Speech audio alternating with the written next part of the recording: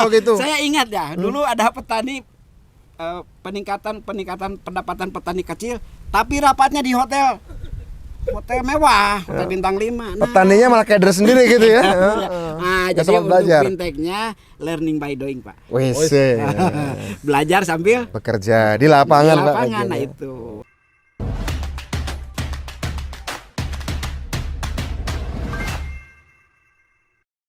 Selamat siang semuanya. Hari ini saya sedang berada di Bandung bersama Mas Budiman lagi. Tapi menariknya, saya tiba-tiba di share lokasi, disuruh ke sini.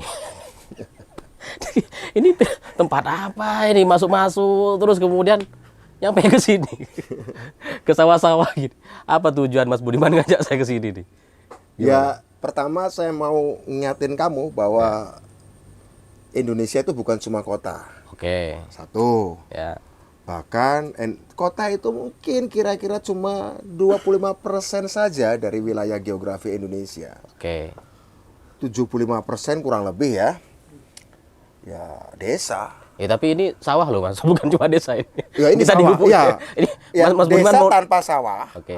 desa tanpa laut, desa tanpa kebun ya bukan desa lagi. Ya. Nah, ini justru intinya desa ya di sawah-sawah ini. Tempat kita makan segala macam. Kamu ngopi, saya makan. Oke. Ya kan dari sini produksinya. Ya, apa yang mau Mas Budiman tunjukin di sini nih? Ngajak saya datang ke sawah-sawah ini nih. Pertama-tama saya lagi mau menapak tilas. Kenapa saya memilih Bandung? Bandung. Ya, Ya. kenapa? itu juga menarik tuh. Kenapa memilih Bandung? Kamu dari Jauh. Jawa Timur jauh ya. Kalau saya kan dekat dari Jakarta. Kita kemarin waktu itu udah ketemu di Jawa Timur ya. Di Malang, Sudah. di Sumeneb. Di Sumeneb juga, di Madura. Kemudian ketemu ngobrol di Banyumas. Jawa Tengah. ya. Nah, sekarang saya ngajak menelusuri ke Jawa Barat. Jawa Barat, oke. Nah, saya ajak ke Bandung. Kenapa ke Bandung? Kenapa itu? Karena di Bandung ini dulu ada seorang pemuda. Aha, Ada seorang pemuda usia 20-an tahun yang jalan-jalan juga ke desa. oke. Dan dia ke desa di daerah Cigareleng, Bandung agak ke selatan. Ya. Dia ketemu petani. Petani, dan nama petani itu Pak Marhaen. Oh, yang ceritanya Bung Karno ya? Nah, Bung betul, pemuda itu adalah Bung Karno atau Soekarno. Soekarno. Nah, dulu Bung Karno itu gara-gara ketemu dengan petani di Bandung namanya Pak Marhaen, tiba-tiba punya ide. Setelah melihat keadaan petani Ya. yang diwakili oleh Pak Marhaen. Petani itu waktu itu tanahnya kecil, hanya punya cangkul, hanya punya rumah gubuk yang sederhana. Tapi disitulah Bung Karno sadar. Ya mungkin kalau ketemu petani Bung Karno sering pada waktu masih di Mojokerto segala macam ya. Ya. Tapi pada waktu itu beliau melihat petani dalam kacamata yang tiba-tiba lain. Oh ini loh kenyataan rakyatku, rakyat Nusantara yang waktu itu dijajah Belanda. Itulah keadaan rakyatku. Ternyata dari pertemuan dan petani di Bandung itu, Bung Karno punya ide untuk berjuang bagi rakyat, ya. Dan kemudian berpikirlah untuk memerdekakan Indonesia, mengangkat si Marhaen. Dan Marhaen itu adalah simbol dari rakyat Indonesia yang terjajah, yang miskin. Oke. Dan punya cita-cita. Tapi cita-citanya sederhana karena kehidupannya sederhana. Tapi Bung Karno merasa bahwa walaupun mereka sederhana, mereka punya kekuatan luar biasa. Di situ Bung Karno merumuskan Marhaenisme. Oh. Itu. Nah, kenapa saya ke Bandung lagi? Mau ketemu Marhaen juga? Ketemu Pak Marhaen lagi. Tapi Oke. namanya bukan Pak Marhaen. Iya. Ada nanti kita kenalin deh. Oke. Si Marhaen sekarang sudah jadi apa? Ya. Setelah puluhan tahun dulu itu Bung Karno, sekarang si Marhaen di daerah Bandung ini. Kita sekarang ada di Bandung, daerah Soreang. Nanti kita akan temukan Marhaen sekarang sudah bisa apa? Petani sudah bisa apa? Petani sudah bisa apa? Oke. Itu juga bisa menjadi lambang juga nih, bahwa kalau dulu Bung Karno terinspirasi oleh Marhaen, mudah-mudahan kita semua nih terinspirasi oleh si Marhaen abad 21. Oke. Sekarang sudah bisa apa? Siap. Sehingga kita bisa terus temenin mereka. Oh, jadi Gitu, mau lihat si Marhaen ini. Lihat Marhaen ini. Oke, ayo. Oke, yuk, mari silakan. Mereka sudah ngapain aja sih sebenarnya? Ya. Nah, Ini ada Kang Maman. Marahin dari Garut. Ciamis. Oh, Ciamis. ini ya. Kang Maman. Ini lihat nih. Marahinnya di Bandung. Ini Pak Timi ini loh. Ini namanya Pak Timi. Lihat. Mereka tetap petani, tapi ingat lihat baca loh kaosnya. Menjadi cerdas adalah sebuah pilihan. Be smart and proud to be smart farmer. Wes. Cerdaslah dan banggalah jadi petani yang cerdas. Oh, maksudnya ini pertanian cerdas gitu. Iya, ini adalah yang sering disebut dalam perbincangan teknologi dunia pertanian akhir-akhir ini disebut sebagai smart farming. Smart farming, oke. Pertanian cerdas yang dikelola oleh dua marahin ini, Pak Timi dan Pak Odang. Inilah marahin abad 21. Oh, ini Mereka tetap bisa. pakai sistem gitu Mas ya. Iya, silakan. Coba bisa dijelasin ini apa aja yang itu. Monggo. Terima kasih Pak. Selamat datang di kebun kami ya. Silakan Bapak. Kebun yang tidak seberapa luas tapi dapat menghasilkan yang cukup signifikan ya untuk penghasilan kita semua. Kita menggunakan saat ini sudah Silakan Pak. sedikit maju. Ya. Menggunakan teknologi, menggunakan IT. Oh, Ya. Nah, makanya namanya juga Internet of Things. Oh, keren. Keren ya. Keren. Internet of Things untuk pertanian atau digitalisasi di bidang pertanian. Nah, maka itu saya sebagai udah tua nih, marahin tua nih, ngajak yang muda gitu ya untuk yang lebih menguasai lagi tentang Internet of Things. Internet of Things ini memiliki suatu manfaat yang luar biasa. Gimana tuh Pak manfaatnya Pak? Salah satu contohnya, IoT ini bisa mendeteksi pH tanah. Oke. Alat ini ya? Alat ini, ya, pH tanah, ya, unsur nitrogen di dalam tanah, unsur fosfat di dalam tanah, dan unsur kalium di dalam tanah. Selain itu juga kelembaban tanah, penyinaran, udah ada. Kita hanya mengeksekusi menggunakan Android saja. Wow, Hebat. Jadi ini loh pakai Android pakai saja, Android saja. bukan cuma tak gosip, tapi hanya kalau marahin yang ditemukan Bung Karno dulu pakai cangkul, ya. Nah, kita sekarang petani pakai- sekarang pakai pakai Android. HP. Nah, itulah. Gitu. Nah, selain itu dulu Mas ya, kita juga cukup ringan. Pertama untuk penyiraman. Kalau si Mas lagi di mana nih? Lagi di Madura misalnya. Di Bandung nih punya kebun belum disiram. Tinggal di on aja di Android. Meskipun lagi di Bandung Madura. Meskipun ada di Madura, ini akan tersiram. Oh gitu ya? Ya. Yang satu, yang selanjutnya juga untuk memupuk kan biasanya manual itu dipupuk satu pohon ya. Atau dicor gitu istilah di sini, dicor. Disiram. Nah, ini enggak. Kita punya toren sana. Cukup dengan tombol di Android itu, Pak. Maka contoh cukup di on saja, maka di sini keluar dengan irigasi tetes. Ya. Oh, ada. Oh, itu. Ya. Untuk Nah, penghematan air. Kita coba ini. Ini untuk pupuk ya. Pupuk coba contoh. Di on. Yang ini dulu, yang Oh iya. Yang ini dulu, Pik. untuk penyiramannya. Penyiraman dulu. Oh, bisa dicoba ini. Bisa dicoba. Ya coba pakai ini.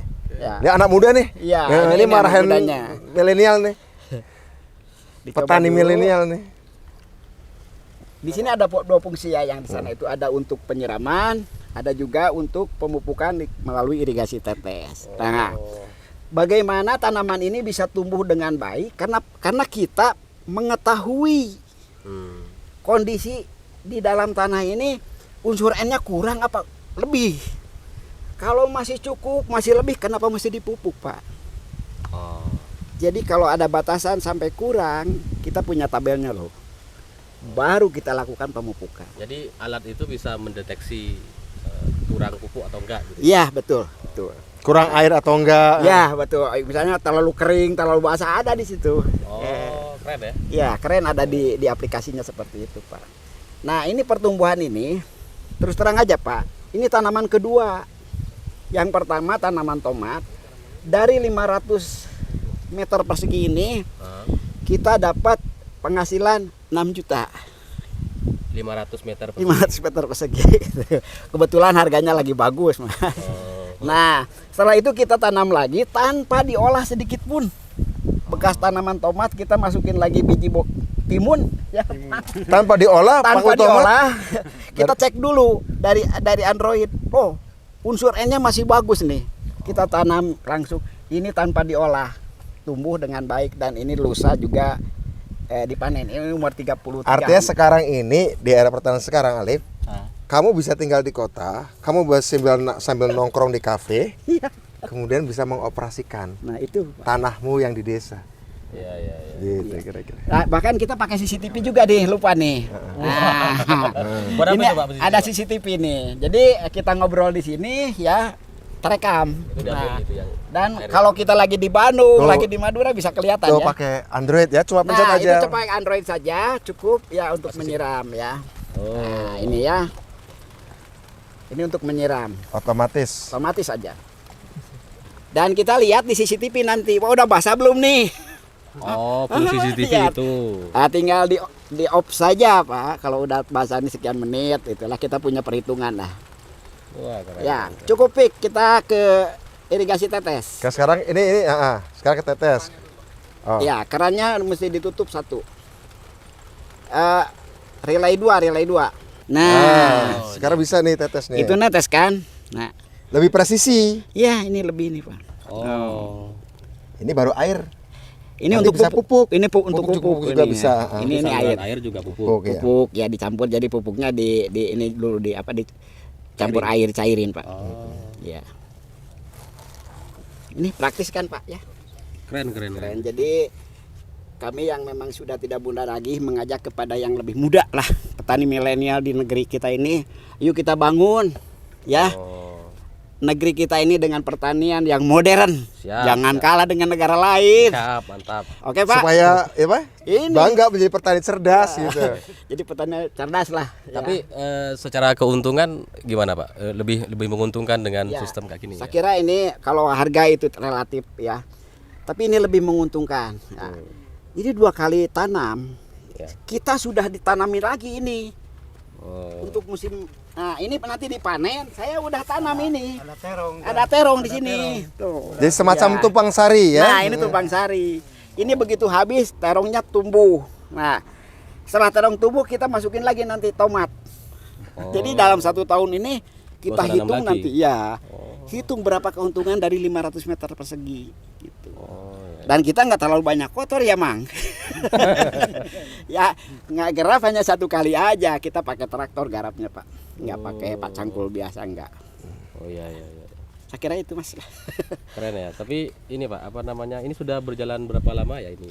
Ini sudah 2 musim Pak. Dua- Udah 2 musim. 2 tahun berarti. Ya udah 2 musim ya. Alhamdulillah kita punya banyak kelebihan atau keuntungan dari alat ini sehingga alat ini bisa mengurangi juga porsi pupuk Pak. Oh. Pupuk yang saat ini pemerintah tinggi banget buat subsidi ya. Ya. Nah, maka dengan pakai alat ini kita bisa mengurangi 50% loh. Hmm. Ini kemarin kami tanam tomat itu yang seharusnya sampai 20 kg. Ini saya cuman pakai 10 kg. Oh. Dapat hasilnya cukup melimpah. Ya, ini dari 500 meter persegi kita dapat 1 ton 800 gitu. Nah, ini timun ini baru dipupuk 8 kilo. Ya. Wah. 8 Satu kilo. musim ini ya? Satu musim ini baru 8 kilo ini. Ini mau ditutup setelah dipanen kedua kali nanti kita pupuk lagi sekali lah. Ya Mang ya. Supaya nanti ujungnya ini ini buahnya bagus. Oh, kalau alatnya itu Pak, ini kan untuk ukuran 500 meter persegi nih. Ya. Kalau misalkan dipakai untuk 5 hektar misalkan. Ya, sebetulnya untuk NPK-nya tidak terlalu sulit, Pak. Karena ukuran 5 hektar kita bisa buat sampling tanah. Misalnya 1 hektar kita sampling 10 atau 20 sampling. Nah, digabung, ketemulah N-nya berapa, P-nya berapa, K-nya berapa, pH-nya berapa. Ini kalau Bung Karno masih hidup kayaknya bangga sekali. Oh iya dong, bahwa perjuangan beliau tidak sia-sia. Iya. Dari petani miskin bercangkul satu, Iya. tanah sempit sekarang menjadi Pak Odang nih kan, Pak Iya. Timi ini kan, sama-sama petani dari Bandung. Iya. Ya ini perjalanan sejarah, Ali. Iya. Ya makanya saya ajak ke kamu ke sini sebenarnya Untuk belajar menunjukkan sejarah. ini. Bukan semua petani yang bicara sejarah gitu. Bisa ada pengetahuan. Bagaimana Marahen itu sudah bertransformasi menjadi jadi digital. Marahen 4.0 ya? Iya. 4.0 4.0. gitu. Kita boleh lihat ininya Pak, apa namanya tempat pupuknya? Boleh. Nah, ini kita lihat dulu ini komponennya ya, Pak. Ya, tuh teknologinya. Silakan dibuka aja. Ini teknolog yang mengerjakan ininya, Iya. IoT-nya. Yang mengerjakannya bukan petani, Pak. Yang bikin ininya. Ya, ini ada teknologinya. Ini seperti komputer, Pak. Ya, dilengkapi dengan modem. Ya, dilengkapi dengan modem dan saya tidak bisa menjelaskan dalamnya ini, cuman lihatnya seperti ini aja. Oh, di situ ada modemnya Pak ya? Ada modem di Oh, sini. makanya tersambung WiFi. Nah, itulah. Oh, Makanya tersambung dengan WiFi. keren. Nah, selanjutnya kita masuk ke komponen lainnya. Ini ada pompa. Nah, ini pompanya ini. Dua pompa ini pertama untuk bisa dipakai untuk menyiram dua-duanya ya, karena kita tidak pakai gravitasi. Bisa dipakai untuk menyiram satu dan satu lagi bisa dipakai untuk pemupukan irigasi tetes. Oh. Ya. Jadi pupuknya tuh dalam bentuk cair, Cair. ya. Di sini. Pak. Nah, satu toren ini 250 liter. Kita hanya cukup mencampur pupuk NPK 16 5 kg. Keren. Bapak pernah belajar sekolah kuliah atau gimana kok penjelasannya? Saya belajar dari penyuluh pertanian, Pak. Oh, penyuluh pertanian. Iya. Oke. Nah, setelah ini disalurkan, Pak Timi merokok satu batang. Belum selesai, ini sudah habis. Oh. Sudah tuntas. Nah, kalau kita nyiram satu lubang, 1000 lubang berapa waktu yang kita perlukan? Oh. Iya, menghemat waktu. Jadi efisien sekali. Efisiensi Menghemat waktu. tenaga dan lain sebagainya gitu. Itulah saya kira teknologi yang saat ini harus betul-betul dipahami oleh semua masyarakat Iya. petani ya, Pak. Dan rakyat Indonesia juga. Rakyat Indonesia bukan hanya saya aja, Pak. Saya ini kan udah tua lah. Yang muda-muda nanti Kelihatan masih muda tapi. 65 loh. Oh, jadi ini Pak ya, kalau saya yang tahu tuh petani itu kan kalau nyiram tuh satu-satu. Nah, itu. Jadi kalau ini pemupukan, penyiraman satu jalur. Satu jalur. Tinggal Jadi klik-klik aja. tinggal klik di Android ya, kita tunggu sambil merokok. Kalau petani merokok kan ya satu batang itu baru sabar udah selesai, ini selesai. Jadi ini juga saya ajak Alip karena Alip pernah ngeluh ke saya soal kelangkaan pupuk. Iya. Dari Iya, petaninya iya. ini. Ini bagian dari cara menghemat pupuk sambil kita mencoba memasuk juga pupuk. Oke, sorry. Pupuknya ini bikin sendiri atau Ada dua macam, Mas. Yang pertama adalah pupuk organik padat. Ya. Itu sudah sebelum tanam sudah dimasukin. Yang kedua pupuk kimia. Nih ya, pupuk kimia juga ada dua, pupuk yang bersubsidi dan yang non subsidi. Nah, kalau yang bersubsidi kita misalnya belum kebagian atau belum ada di kios, ya kita beli yang non subsidi. Harganya mahal, Mas, 20.000 per kilo. ya kan bener kan? 20.000 per kilo. Nah, kita bantu dengan pupuk organik cair, booster lah. Oh. Ada ya pupuk organik cair yang mengandung asam amino, ada juga nitrogen, ada juga fosfat, ada juga kalium. Sehingga pertumbuhan ini ada semacam vitamin ya, dari bawahnya, dari akar, dari daun juga kita berikan gitu. Jadi petani sekarang tuh sudah nggak terlalu berkeringat-keringat sekali, Mas. Kalau mau belajar ya. Kalau Bagi yang belum belajar ya, ini kenapa ini penting ngobrol dengan Pak Odang ini sama tim. Akhirnya juga inspirasi bagi yang lain. Bahwa ini bisa dikerjakan loh, seorang yang udah berusia sepuh kayak Pak Odang nih tetap bisa melakukannya. Apalagi yang muda harusnya bisa dong. Ya. enggak, kalau Pak. ini kan sistem sudah jadi gitu loh. Ya. Maksudnya kalau saya pakai di rumah juga Ya, tinggal bisa. klik juga. Bisa mengkopinya. Bisa, Pak. Ya iya makanya nggak perlu berkeringat-keringat lagi gitu. tinggal Iya, klik-klik betul. aja. Nah, kita juga ada dua sistem yang di situ untuk urban farming ya. Kita Urban buat farming. contoh juga buat ibu-ibu, bapak-bapak yang ada Di di kota. kota menanam sayuran tapi sibuk, kita tinggal di on Android aja mupuk sendiri.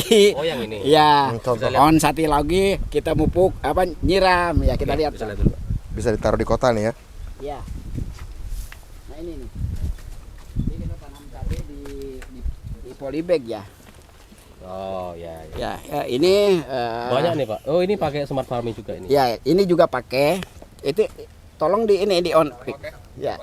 Ini kita menggunakan irigasi tetes baik untuk nyiram maupun untuk pemupukan nih. Udah mulai jalan. Nah, kan?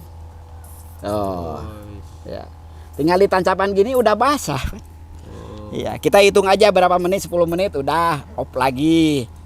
Oh, ini udah 2 minggu nih belum dipupuk nih tanaman. Nah, yang satunya lagi ada relay satunya lagi, relay 2 namanya. Itu bisa memberikan nutrisi yang sudah dicampur itu pupuk. Ya. Masukin sini udah, dia tumbuh. Gitu. Mungkin ini yang bikin buahnya tuh kayak banyak banget gitu. Nah, ini kan kayak buahnya kayak gini gitu. Jadi sehat-sehat gitu ya. Sehat-sehat. Intilah tidak ada yang susah sebetulnya, tinggal kemauan aja. Ini loh. Ya, Ini apa? Pohonnya kecil tapi buahnya besar banget. Kerong gitu. Wah, segitu ya. Ya, ini udah terakhir, Pak. Kita udah panen 3 kali. Oh. Nah, ini makanya daunnya udah kita udah. Jadi intinya ini bisa dilakukan di kota, Pak ya. bisa Gitu. dilakukan di kota Iya, juga. taruh belakang rumah gitu kan. Kan Iya. simpel sekali. Dan ini diproduksi oleh salah satu PT Inovasi Telematika Nusantara yang membuat alat ini, dan kami adalah sebagai petani demonstrator. Ya, sebagai petani, nah kami sangat antusias dengan teknologi ini gitu. Sehingga bisa meringankan beberapa pekerjaan gitu, beberapa biaya untuk pupuk dan lain sebagainya. Itu saya Jadi kira, Pak. jadi Bapak itu yang menguji lah Iya. alat ini dan kemudian menemukan format yang paling sempurna lah Ya, untuk itu. pertanian. Belajar terus, Pak. Belajar Biar terus. sudah ya sepuh, kita belajar terus bagaimana supaya pupuk ini tidak terlalu banyak karena mahal. Terlalu banyak juga tidak baik, Pak. Untuk tanaman maupun untuk tanah. Pertanyaannya gimana cara Pak Odang membuat petani-petani tetangga-tetangga Pak Odang juga mau melakukan hal yang sama? Nah, kita adakan Apa tantangannya? tantangannya memang gini, Pak. Di sini para petani itu pertama tanahnya orang kota, ya, guntai katakanlah. Oh, yang punya orang kota, tanah Nah, guntai ya. Tapi kan kita bisa dikumpulin dulu para petani melalui penyuluhan pertanian gitu ya. Bisa bergening lah, Pak, gitu ya. Terus ada pemberdayaan secara swadaya, tidak dibayar oleh pemerintah, nggak perlu ya. Kita swadaya aja memberikan penyuluhan kepada petani lainnya. Tapi Bapak tahu kan di desa sekarang ada dana desa. Ya. Nah, bisa nggak diperjuangkan, harusnya Nah, dimusyawarahkan desa? ini memang harus dari kelompok taninya nanti kita perjuangkan, diarahkan untuk mengikuti Musrenbangdes. Betul. Ya. Betul. Nah, sambil itu dikawal. Iya, betul. Ya, dikawal dan disesuaikan dengan dananya yang diperlukan. Contoh, untuk alat internet opting bagi yang generasi muda. Kalau untuk para petani padi ya traktor lah, beli traktor biar memudahkan pengolahannya. Dari alokasi dana desa Dari yang alokasi- dibicarakan di Musrenbangdes. Betul. Selain itu, Pak, ada yang lebih penting, Ya. pemberdayaan. Ya, betul. Nah, Bintek ini terkadang jadi apa ya? Jarang diperhatikan secara khusus ya. Nah, terus metode Binteknya pun masih di hotel, ya. Habis-habisan anggaran tuh Pak kalau gitu. Saya ingat ya, dulu ada petani peningkatan pendapatan petani kecil, tapi rapatnya di hotel mewah, hotel bintang 5. Nah, Petaninya malah kader sendiri gitu ya. nah, Nggak jadi sempat untuk belajar. Binteknya learning by doing, Pak. Wes. Belajar sambil Bekerja di di lapangan, Pak. lapangan. Nah, gitu. itu. Jadi namanya Kalau dulu kapan-kapan Bimtek bisa di desa sini lah Pak, bisa, depannya Pak Odang di dong. saung Ya. saja di saung sini. itu ya. Iya, Tadi kita bisa duduk. SL namanya sekolah lapang. Oh. Ya, di situ belajar, di situ berbuat, di situ menemukan masalah, di situ kita pecahkan bareng-bareng. Saya kira makmur lah Indonesia, negeri kita ini kalau memang masyarakatnya sudah. Bapak tahu kan setelah dana desa ini ada, setelah undang-undang desa ini ada sejak tahun 2014 sampai sekarang sudah 500 triliun beredar di desa. Nah, saya nggak tahu di desa sini ya sudah berapa anggarannya. Biasanya rata-rata 1 miliar per tahun. Nah, ini yang harus diperjuangkan oleh Pak Odang, Pak Tini, ya pemuda-pemuda tani tadi dalam Musrambang Des setahun sekali, minimal setahun sekali perjuangkan supaya katakanlah dianggarkan untuk membuat, melatih atau membuat IoT, Internet of Things. Ya, siapa? Irigasi tetes, pupuk segala macam. Itu harus diperjuangkan, Pak. Ya. Insya Allah, Pak. Insya Allah, ya. Dan memang kita maklum, Pak, bahwa di desa ini saat ini lebih banyak ke fisik ya, Pak. Iya, untuk iya, oke. Pembangunan itu. Nah, kita Nggak apa-apa. mudah-mudahan Awalnya nggak apa-apa, ya, awalnya. menyelipkan di tahun-tahun berikutnya untuk ke arah ini. Betul. Sekira Awalnya itu, kan seperti kita bicara kemarin kan dana desa kebanyakan untuk jalan, ya jembatan. Tapi sekarang nanti baru ke sana pertanian. Bagus, Pak. Insya Allah. Oh ini maaf Pak, ini berarti alatnya berbeda dengan yang tadi. Beda, Pak. Oh beda? Beda sedikit tapi prinsipnya sama. Prinsipnya sama. Ya, beda sedikit karena di sini tidak ada sprinkle, Oh iya ya. tidak ada sensor untuk pH tanah, unsur nitrogen, fosfat, non kalium enggak di sini. Karena Ya kita nempel aja ke sana sebelum kita tanami, masukin aja sensor yang ada di sana, ketemu gitu ya. Ini bisa ditempelin lagi. Iya, Ya. iya, iya. Ini untuk urban farming yang bagi bapak dan ibu yang ada di kota lah ya. Ya jadi jangan sampai cabai gini harga 100.000 gitu ya. Kalau ini kan gampang, tinggal mau nyambal tinggal petik, Pak. Ya. 100.000 rame. Itu jadi inflasi loh katanya. Kalau cabai itu Ukuran inflasi ya. kalau cabai itu naik sampai sana itu kata ekonom itu jadi inflasi, betul nggak ya? Iya. Betul ya. Marahin sekarang bicara inflasi. Iya, dan besar IoT. Ya gitulah, Pak. Pak Odang mau nanya satu aja, itu investasinya berapa yang kira-kira untuk standarnya investasi, jadi supaya petani ada gambaran. Modal kami yang mana ini Pak Timi? Ya Pak Timi, sini Pak Timi. Oh, Pak Timi. Yang 500 meter persegi ini 500 kita meter persegi. ya modalnya tidak sampai 3 juta Pak, enggak. Karena kita pupuk hanya 10 kilo ya. Terus kita pupuk organik kita pakai 50 karung ya kali enggak sampai 3 juta Pak. Maksud saya itu modal apa? IoT. IoT-nya. Ya. IoT-nya kita relatif. IoT itu relatif Pak, karena kami itu tidak berkaitan dengan harga itu. Karena ini adalah kami terima kasih ke salah satu PT Inovasi Telematika Nusantara ini Pak Gunawan nih, Pak Gunawan, coba yang sudah memberikan diterangkan, fasilitas kepada kami untuk dikelola ya. Supaya satu Untuk dikelola dan kita juga belajar terus Pak. Nah, informasi yang dari sensor itu yang ke Android itu N-nya segini loh, P-nya segini loh. Kita lihat ke literatur lah, biar carilah literatur lah banyak ya. Istilah bukan buku lagi, literatur. Literatur ya, buku aja juga pakai lah. Nah ternyata dari hasil ahli-ahli tanah itu ada itu tabel-tabelnya. Kalau kurang misalnya ada P-nya ada 10 ppm. ppm itu part per million atau miligram per kilogram gitu ya. Nah, kita menemukan itu, nah kita lihat tanaman itu kebutuhannya berapa. Kalau kurang ya tinggal tambah dikit. sesuai dengan jenis tanaman. Nah, sesuai dengan jenis tanaman. Dan tanaman ini berbeda, Pak Pak. Gun bisa jelasin basicnya nih, berapa biayanya nih Pak? Ya, Starting terima kasih. berapa, menengah atau yang Siap, advance? Ini sebelumnya terima kasih nih, karena tanpa Abah Odang, tanpa kolaborasi dengan petani, kita cuma menciptakan satu produk yang manfaatnya pun juga nggak jelas. Artinya yang bisa melakukan uji coba, mentransformasikan yang dari sekedar perangkat itu menjadi sesuatu yang berguna, bisa menerjemahkan angka-angka IoT itu menjadi sesuatu yang dibutuhkan. Artinya pupuknya harus diberikan seberapa, intervalnya berapa, dan lain sebagainya. Racikannya seperti apa, dan akhirnya bisa keluar yang namanya penghematan pupuk 50%, peningkatan produktivitas hasil panen sampai 40%. Sebenarnya hasil racikan dari Abah Odang. Ini luar biasa nih. Ini pertemuan antara teknologi informasi IoT dengan teknologi pertanian. Betul sekali, Pak. Ya, Betul sekali. Jadi Kolaborasi. IT ini nggak bisa berdiri sendiri. IT ini harus masuk hanya dalam satu ekosistem. enabler aja, Betul enabler. sekali. Nah, biaya. Sebenarnya IoT yang ada di sini, ini karena kita uji coba ya, sebagai demplot. IoT ini sebenarnya bisa digunakan untuk kapasitas yang sampai 5.000 meter persegi atau 1 hektar.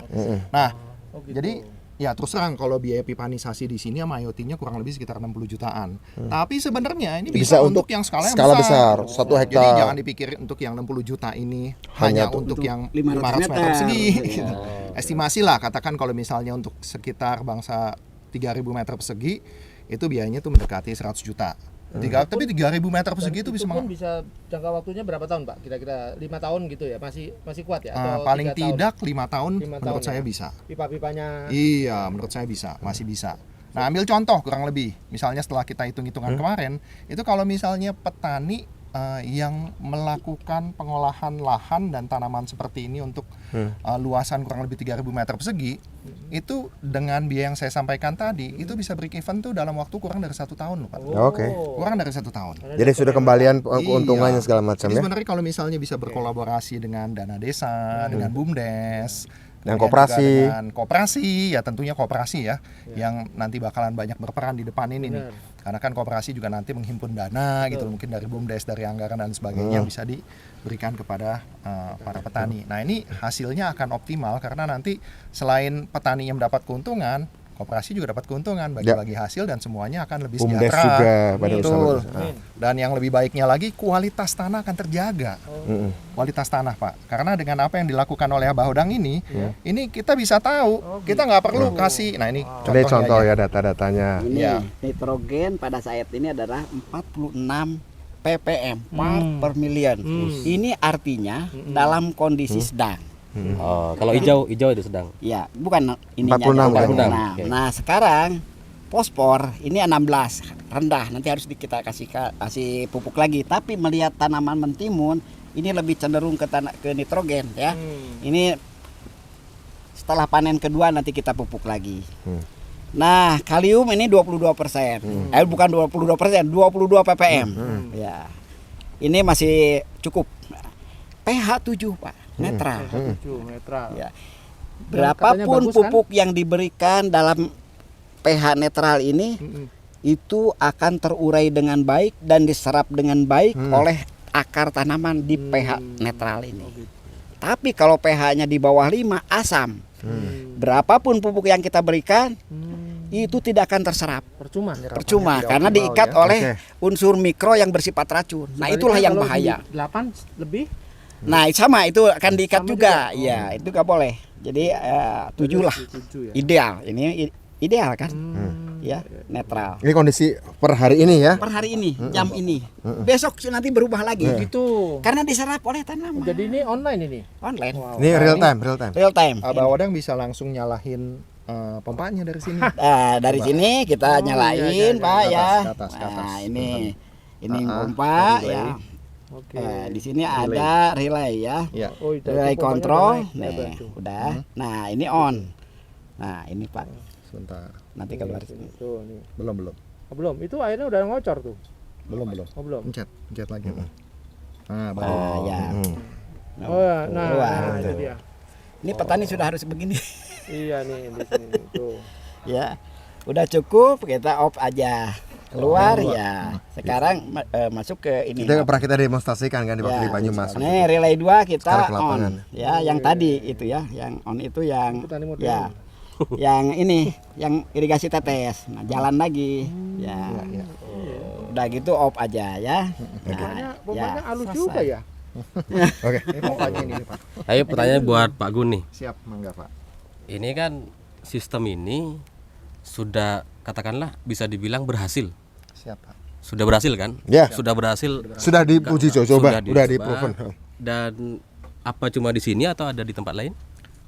Kita barusan mendistribusikan ke kurang lebih 15 tempat Pak. 15 tempat. Jadi ada 10 petani milenial di seluruh Jawa Barat, ada di Sumedang, kemudian di Cianjur, Sukabumi, Majalengka, Cirebon dan lain sebagainya, Ciamis juga gitu ya. Kemudian ada juga di beberapa balai benih kentang, balai benih horti, bahkan di Diskominfo di Jawa Barat.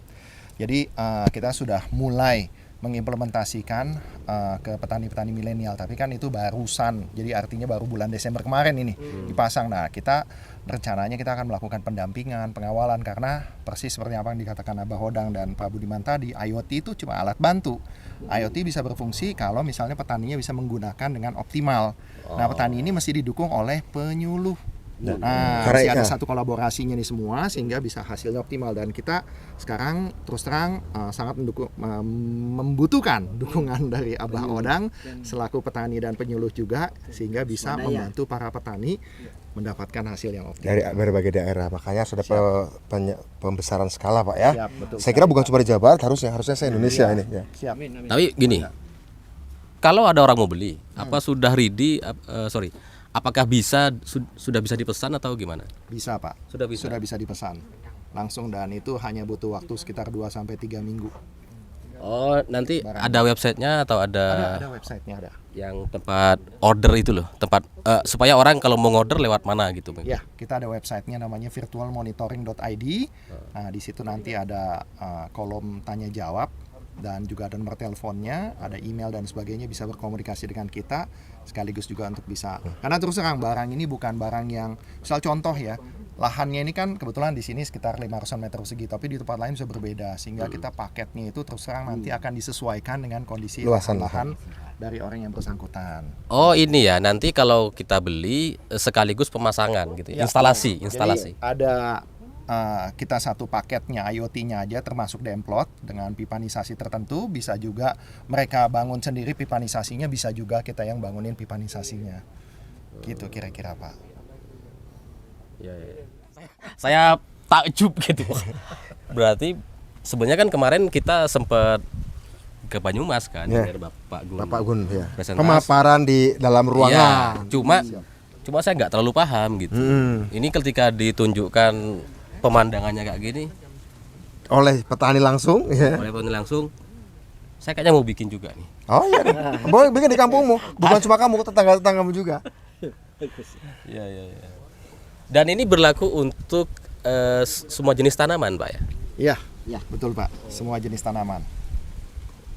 Semua jenis tanaman termasuk Tentunya dengan perlakuan yang hortikultura. berbeda-beda ya. Artinya nggak semua perlakuannya sama. Misalnya katakan masing-masing tanaman kan dia punya kebutuhan nutrisi yang berbeda Pak. Kita punya kamus NPK namanya ya. Kebutuhan NPK pertanaman itu ada kelompoknya, ada segmennya, ada beda-bedanya. Jadi nanti perlakuan pemberian pupuknya seperti apa, campurannya bagaimana, racikannya gimana, dan berapa banyak, serta intervalnya berapa kali. Nah itu tentunya akan dibantu oleh rekan-rekan yang sudah melakukan pengujian, yaitu salah satunya adalah Abah Odang. ini apa bagi saya gitu ya, ini semestinya adalah tugas pemerintah, Mas Bro. Seharusnya gitu loh. Pemerintah yang harus melakukan ini. Tapi ini swasta atau pemerintah? Kita sebenarnya dalam perjalanan, kita swasta murni, tapi dalam perjalanannya kita juga banyak berkolaborasi dengan pemerintah Provinsi Jawa Barat. Artinya Provinsi Jawa Barat itu sangat mendukung, termasuk juga dengan pengoptimalan tadi perangkat IoT untuk para petani milenial, karena itu anggarannya menggunakan anggaran dari pemerintah Provinsi Jawa Barat. Oh, yang Anggarannya ini. dari Provinsi Jawa Barat untuk beli IoT, kemudian diimplementasikan di para petani milenial. Nah, kemudian juga Provinsi Jawa Barat juga akan memberdayakan para penyuluhnya.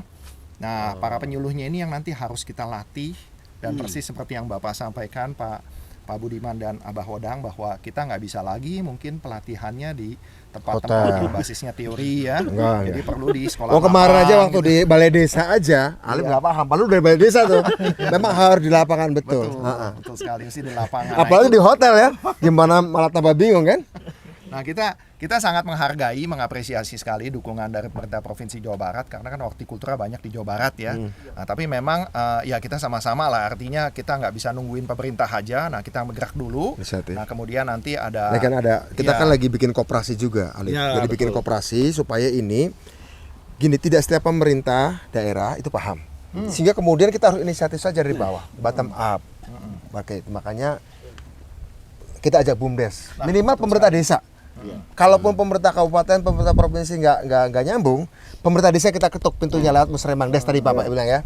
Kalau pemerintah desa nggak nyambung nih, kita udah punya jalur namanya koperasi. Ya, kira-kira gitu. Jadi masing-masing lapis kita ketuk pemerintah pusat, nggak bisa, pemerintah daerah, provinsi, pemerintah kabupaten nggak bisa ke desa, desa nggak bisa, koperasi. Sudah ada. Jadi gitu. Jadi tetap harus apapun jalurnya. Di desa ada dana ketahanan pangan. Ada dana ketahanan pangan. Jadi itu bisa dialokasikan dari situ.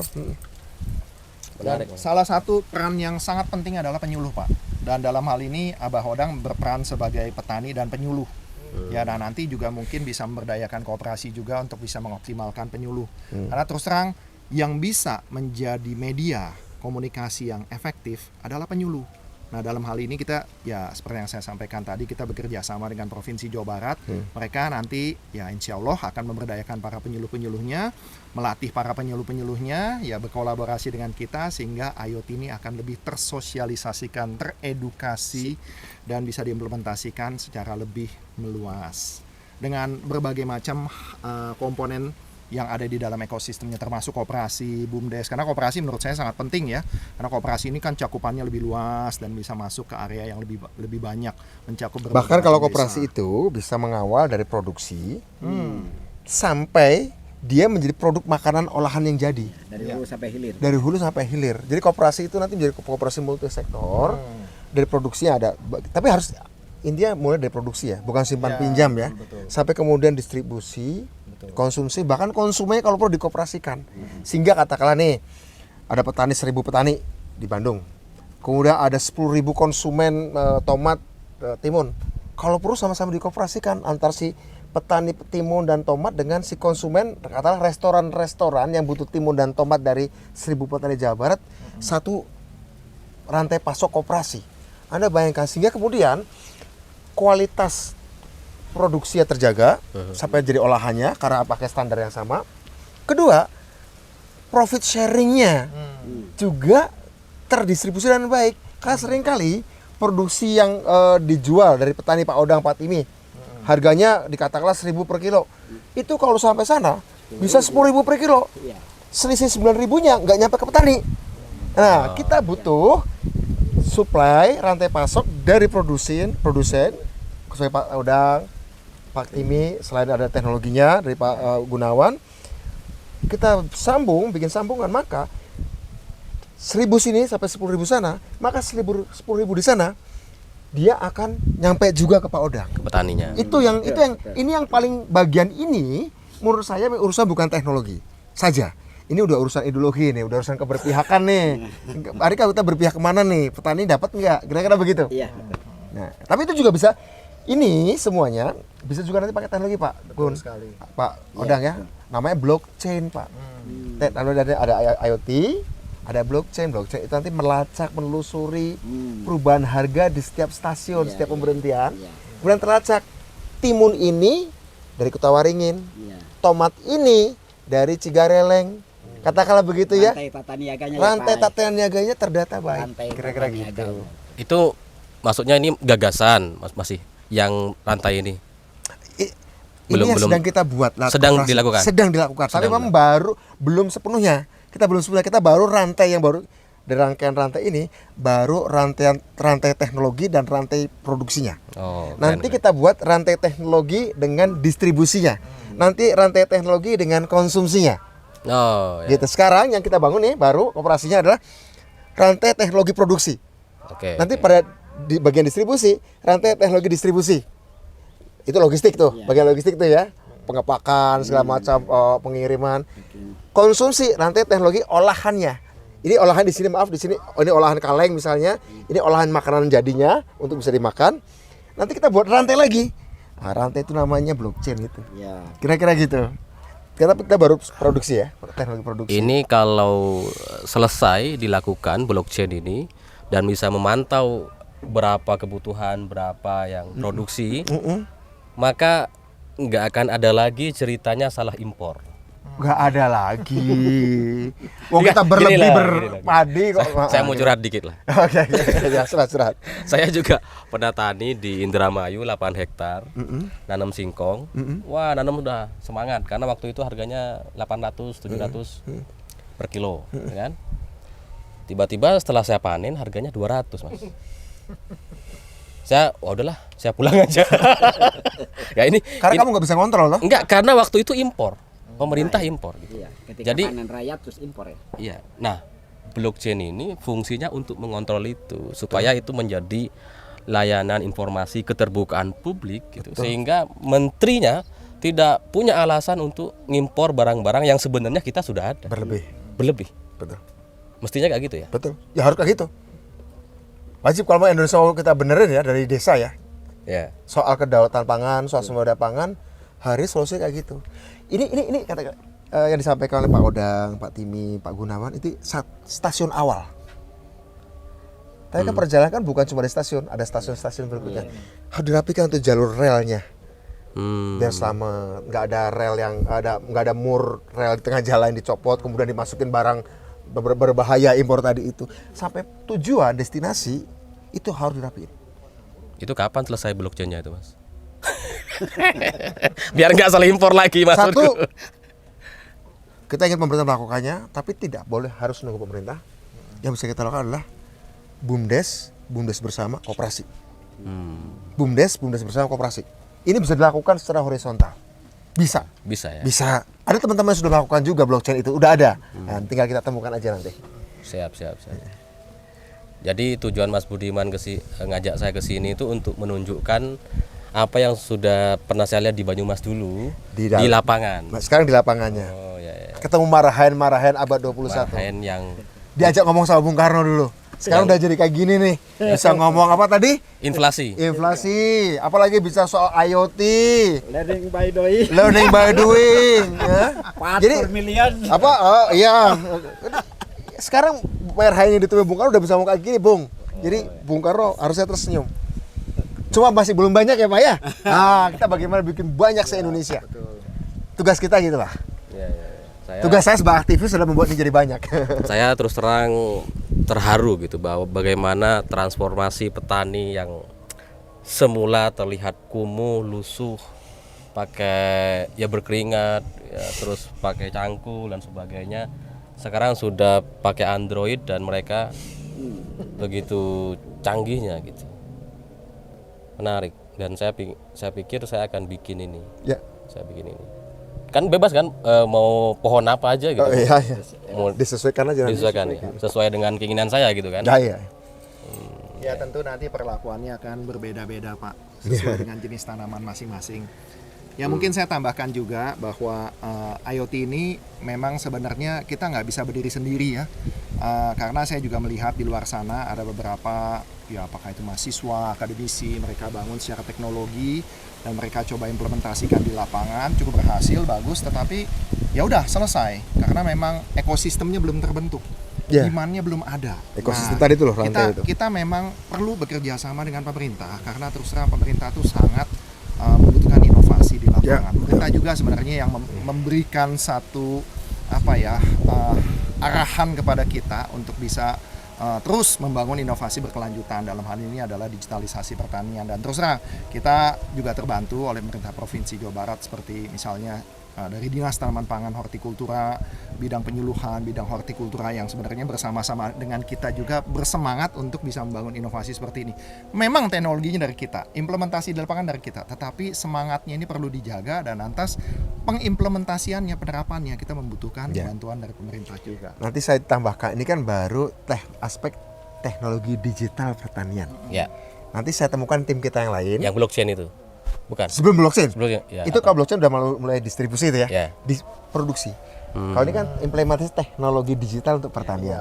Ini implementasi bioteknologinya. Durian bisa besar, ya, tomat bisa segede bola Piala Dunia yang kemarin gitu kan. Gini loh, pohon duriannya sudah ada nih. Bisa dibesarin gitu. Bisa dibesarin. Nah, kalau tadi Bang Odang bilang ada dan mahal, ini kita ada tim kita yang sudah bisa buat itu. Sudah bisa. Dan tahu nggak, bukan lulusan pertanian. Ya. Anak pesantren, lulusan pesantren, dan dia sekarang meracik seperti itu. Bikinnya itu loh, tomat segede-gede bola, ya terong segede-gede tongkat kasti, ya, apapun itu bisa. Proses tadi teknologi pembelahan poliploidi itu dia bikin sendiri sudah. Orang desa ya. Orang Sragen dia. Itu harus diimplementasikan banyak-banyak itu Mas, biar ya minimal di tempat saya dulu lah. Nah, makanya gini Alif, kenapa saya ajak Pak Odang, Pak Timi, Pak Gunawan, ini kan perusahaan. Perusahaan ini kerjasama dengan koperasi. dengan BUMDes yuk, ya kita bikin koperasi kudapan, koperasi untuk data pangan Nusantara, kemudian BUMDes dengan PT-nya Pak Gunawan dengan Pak Odang, nanti kemudian tadi itu teknologi ploidi tadi ya, itu kita baru mulai ya, jadi kita ingin ini menyebar seperti nanti kita mulai bisa dari kampungmu juga. Tapi gini Mas, tadi kita bicara soal blockchain untuk melihat layanan informasi ketersediaan pangan gitu dan permintaan. Kan? Ini kan soal data gitu ya.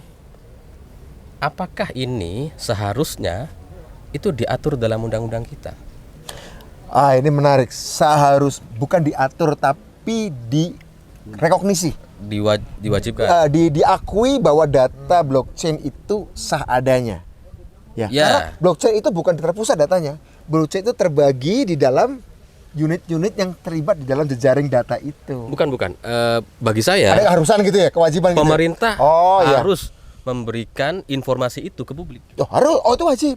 Keterbukaan informasi publik itu wajib dan harus dikerjakan oleh pemerintah semestinya gitu.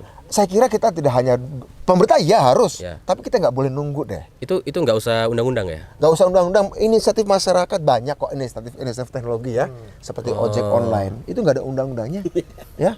Seperti penginapan dengan digital ya, nggak ada undang-undangnya. Orang melakukan saja, akhirnya kemudian diakui kan ojek online kan, tiba-tiba taksi online, tadinya kan nggak ada undang-undangnya. Tapi akhirnya setelah berjalan, regulasi akan dan harus mengubahnya agar negara nggak ketinggalan. Jadi kadang-kadang Alif, inovasi itu ya jangan nunggu undang-undang dulu. Just do it, lakukan.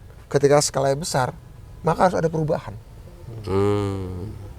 Saya berpikir gini bahwa negara ini sebagai negara yang dengan lahan begitu luas seperti ini harus punya itu. Harus segera. Harus dibuka ke publik supaya tidak terjadi lagi kesalahpahaman atau kesalahan impor-impor tadi gitu. Karena saya menjadi korban dari pertanian tadi. Di Indramayu ya. Itu korban. Jadi orang mau saya suruh cabut singkong nggak cukup Mas biaya untuk cabutnya. Oke, gitu. paham. Oke, maksudnya ini bagaimana dengan petani yang belum terkoneksi dengan teknologi ini tapi segera bisa dapatkan manfaatnya, maka terus ada intervensi negara gitu kan? Iya. Sepakat kalau itu. Sepakat, harus agar cepat masif ya. Karena yang selama ini terjadi mungkin Bapak juga pernah mengalami itu ya. Jadi ketika nanam apa gitu ya, terus kemudian pemerintah melalui menterinya itu ngimpor barang gitu. Ya, tiba-tiba. Pernah nggak itu Pak? Iya, kayak dulu pernah ada panen raya kan, panen raya padi, tiba-tiba pemerintah juga impor. Waduh, petani kan jatuh harganya. Ada yang di bawah HPP kan jual. Itu Mas. Maksudnya kalau ada blockchain itu, gitu ya, maka menteri nggak punya alasan untuk ngimpor. Nggak ada. Karena datanya ada gitu. Nah sekarang ini datanya nggak ada, maka menteri itu merasa bahwa dia nggak bersalah kalau dia impor. Padahal pada akhirnya yang dirugikan adalah petani. Betul. Itu sih kalau saya jadi presiden itu saya segera lakukan itu. Minimal Bupati Sumenep. Oke, terakhir Mas Budiman, pesan apa yang mau disampaikan buat teman-teman yang nonton video ini gitu ya, karena saya udah jauh-jauh diajak ke Bandung. Biar kamu melek ya. Karena kemarin tahu tapi belum ngerti, atau ngerti tapi belum menghayati ya kemarin ya, karena masih di dalam ruang kelas dengarnya. Saya tuh dari Sumenep tuh jam 8 Isya tuh semalam, sampai sini 10 pagi. 14 jam ya. Ya apa pesannya? Sederhana aja sih. Lihat sosok Pak Odang. Jangan lihat orang saya, jangan lihat Pak Gunawan yang orang kota ya. Saya walaupun kita sama-sama desa. Lihat sosok Pak Odang. Pak Odang ini orang desa. Betul. Sudah sepuh usia 65 tahun. Tapi dari penjelasannya menunjukkan satu hal, Alif. Bahwa rakyat itu asal dengan hati kita ajak ngobrol, mau belajar. Dan sekarang kita belajar dari rakyat. Kedua, usia itu hanya masalah angka. Usia beliau 65 tahun, ternyata semangatnya untuk belajar, menguasai teknologi yang baru terus berkembang. Ya. Artinya apa? Tempat tinggal dia hidup, ruang dia hidup, yaitu di desa, tidak menjadi penghalang. Waktu beliau hidup, usia 65 tahun, tidak menjadi penghalang. Ruang dan waktu nggak jadi penghalang. Dia belajar, Pak Odang belajar dengan teman-temannya tentu saja. dan menghasilkan sesuatu yang menguntungkan bagi mereka. Ya. Nah, saya ingin sih yang ingin saya sampaikan, ya kita belajar. Dan menurut saya nih, kita semua pernah belajar, kita semua suka belajar ya. Saya belajar kayak gini ya awalnya dari Bung Karno. Bagaimana Bung Karno melihat petani yang lemah marahin itu menjadi kekuatan untuk memerdekakan Indonesia. Kira-kira dari Pak Odang, bisa nggak kita terpikir, andai Bung Karno hari ini hadir di sini, saya lagi bayangin, kalau Bung Karno hadir di sini di antara kita, ngobrol sama Pak Odang, pasti akan ada banyak gagasan. Bung petani dengan cangkul rumah gubuk saja beliau bisa memikirkan Indonesia merdeka. Kalau ketemu Pak Apalagi- Odang yang sudah pakai IoT, ya, Apalagi bicara inflasi dan sebagainya. inflasi segala macam, pasti beliau akan berpikir bukan cuma Indonesia merdeka, tapi Indonesia menjadi kekuatan adidaya teknologi ekonomi dunia minimal lah. Saya nggak bicara militer. Bayangkan Belanda itu negara kecil yang pernah jajah kita. Itu adalah negara 5 besar eksportir pertanian. Negara kecil loh Belanda itu. Israel negara kecil eksportor pertanian. Israel Belanda itu penguasa teknologi pertanian dan menguasai teknologi pertanian. Betul. Ya, Pak ya? Betul, Pak. Israel apalagi gurun, Belanda negara kecil, kenapa menjadi eksportir pertanian terbesar? Sementara Nusantara nih, Indonesia ini besar banget, kita kok masih impor. Ya. Apa yang membedakannya? SDM, sumber daya manusia.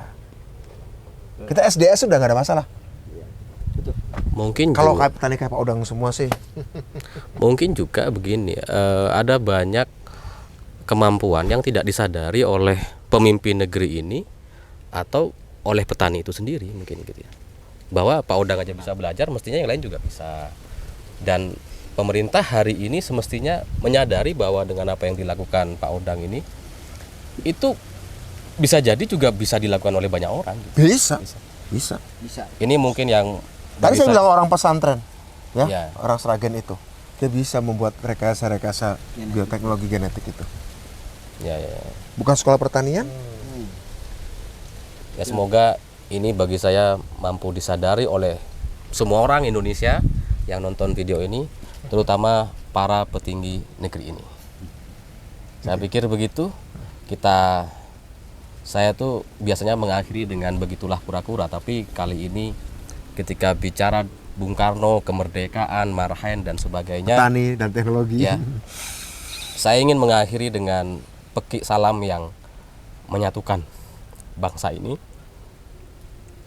dari Sabang sampai Merauke. Merdeka. Merdeka.